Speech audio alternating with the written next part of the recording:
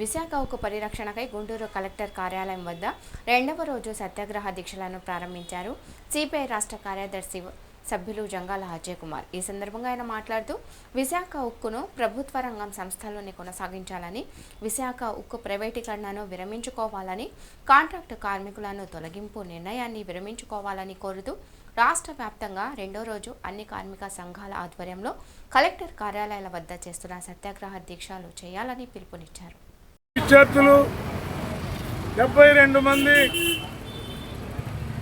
వామపక్ష ఎమ్మెల్యేలు, ఎంపీలు పదవిత్యాగం, విద్యార్థుల ప్రాణత్యాగంతో రాష్ట్ర వ్యాప్తంగా జరిగినటువంటి మహోద్యమం వల్ల పోరాడి సాధించుకున్నటువంటి విశాఖ ఉక్కుని నరేంద్ర మోడీ విధానాలు, కార్పొరేటీకరణ విధానాలు కుట్రపూరితంగా విశాఖ ఉక్కుని కాజేయబోతా ఉన్నారు. ఇలా విశాఖ ఉక్కు ఆంధ్రుల హక్కుని ఒకనాడు రాష్ట్రమంతా పెద్ద ఎత్తున మహోద్యమం జరిగింది. మళ్ళీ ఇప్పుడు ఉన్న విశాఖ ఉక్కుని కాపాడుకోవటానికి పెద్ద ఎత్తున ఉద్యమం కొనసాగుతూ ఉన్నది. ఇవాళ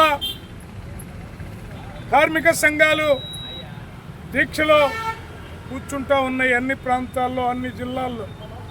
నిన్న విద్యార్థి యువజన సంఘాలు, రేపు రైతు వ్యవసాయ కార్మిక సంఘాలు, అన్ని ప్రజా సంఘాలు కూడా రాష్ట్రంలో ఉన్నటువంటి అందరూ కూడా పెద్ద ఎత్తున ఈ కార్యక్రమాన్ని చేయబోతూ ఉన్నారు.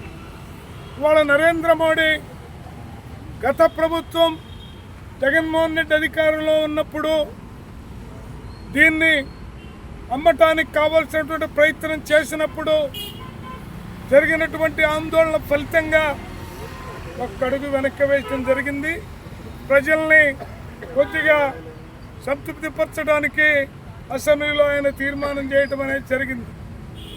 ఆ తర్వాత తెలుగుదేశం ప్రభుత్వం వచ్చిన తర్వాత పదే పదే ఒక ఆయన ఉన్నా మేము ప్రైవేట్ పరం చేయమంటాడు. అదే పార్టీకి సంబంధించిన మరో కేంద్ర మంత్రి ఒక గంట వ్యవధిలోనే ప్రైవేటీకరణ చేయబోతా ఉన్నామని చెప్తాడు. మొన్న శనివారం నాడు తెల్లవారుజామున 4,000 మంది కాంట్రాక్ట్ కార్మికుల్ని తొలగించడం అనేది జరిగింది.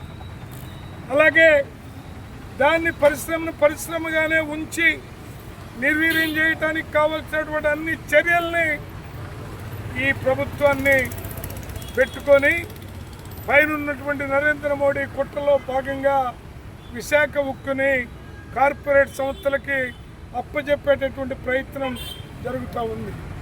ఇంత జరుగుతూ ఉంటే ఈ రాష్ట్రంలో లడ్డు గురించి మాట్లాడుతున్నారు తప్ప ఒక్క మంత్రి అయినా, చంద్రబాబు నాయుడు అయినా, లోకేష్ అయినా, పవన్ కళ్యాణ్ అయినా విశాఖ ఉక్కు పరిరక్షణ కోసం మేము పాటుపడతాం, అది పోరాడి సాధించుకున్నది, అది ప్రజల ఆస్తి, ఈ రాష్ట్ర సంపద అని మాట్లాడేటటువంటి నైతిక ధైర్యం ఎందుకు చేయలేకపోతున్నారని చంద్రబాబు నాయుడు ప్రభుత్వాన్ని ప్రశ్నించాల్సినటువంటి అవసరం ఇవాళ ఉన్నది.